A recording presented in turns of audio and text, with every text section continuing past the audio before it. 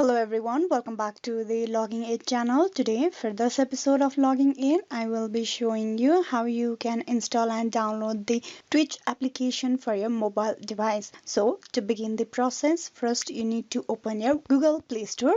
Tap open the Google Play Store. Then here you need to tap on the search bar on the top on your home screen. Tap on it and there you type in Twitch and tap on search icon.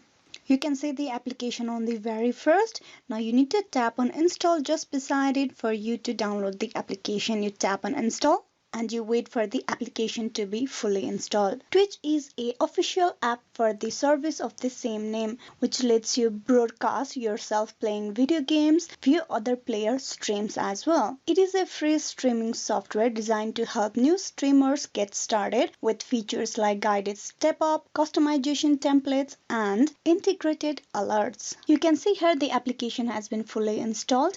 Now you just need to tap on open, and with that you have successfully installed and downloaded the Twitch application for your mobile device. So this is how you can easily download and install the Twitch app. Hope this video was useful. Please like and subscribe the Logging In channel, and also don't forget to click on bell icon for the notification and updates.